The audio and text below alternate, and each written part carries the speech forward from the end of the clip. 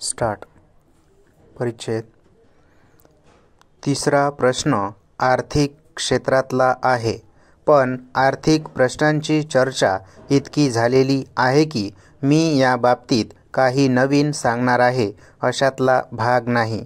मी जुन्याच गोष्टींची कदाचित पुनरावृत्ती करीन, पण त्याची आवश्यकता आहे म्हणून मी हे बोलत आहे. महाराष्ट्रातील आर्थिक प्रश्न सर्वसाधारणपणे 3 प्रकारचे आहेत. पहिला प्रश्न शेतीचा आहे, दुसरा प्रश्न उद्योगधंद्यांचा आहे आणि तिसरा प्रश्न मध्यमवर्गीयांच्या प्रश्नातून निर्माण झालेला आहे. पण हे प्रश्न हिंदुस्थानात आपणाला कोठेही पाहावयास मिळतील. मी आताच आपल्यापुढे महाराष्ट्रापुरते मर्यादित असलेले जे विशिष्ट स्वरूपाचे सामाजिक आणि राजकीय प्रश्न मांडले ते सगळेच प्रश्न काही इतरांच्या पुढे नाहीत. पण आर्थिक प्रश्नांची जी वर्गवारी मी आता आपल्यासमोर ठेवली आहे ती वर्गवारी कदाचित हिंदुस्थानच्या कोणत्याही प्रांतात आपणाला पाहावयास सापडेल, परंतु महाराष्ट्रात त्या वर्गवारीला जो काही विशिष्ट अर्थ आहे तो आपण समजावून घेतला पाहिजे. महाराष्ट्रातील शेतीचे मघाशी मी सांगितले की वेगवेगळे प्रश्न आहेत. उदाहरणार्थ कोकणातील शेतीचाच प्रश्न घ्या.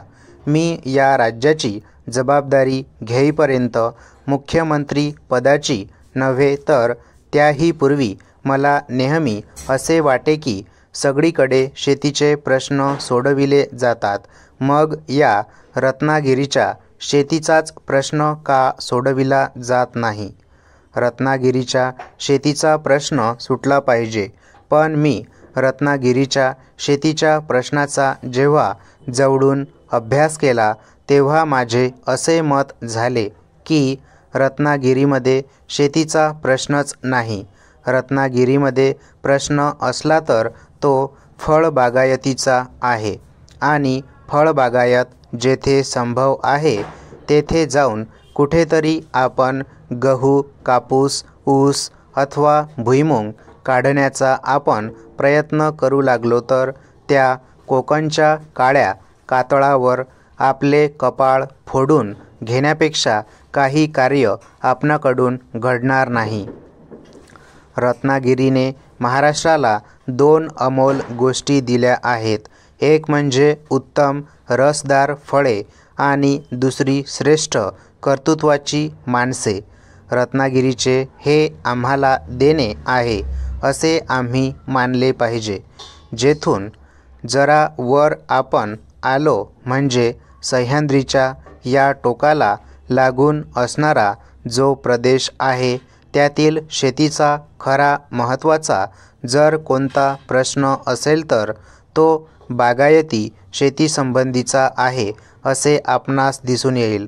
कारण जेथे बागायती शेती करण्यात आली आहे तेथे ऊसाची कारखानदारी म्हणजेच साखरेची कारखानदारी निर्माण झालेली आपणास आढळून येईल.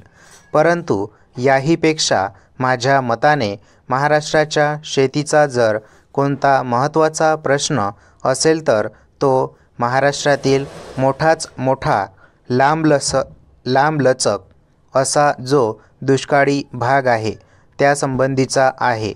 पारनेरच्याही आपण थोडे वर गेलो म्हणजे हा भाग सुरू होतो.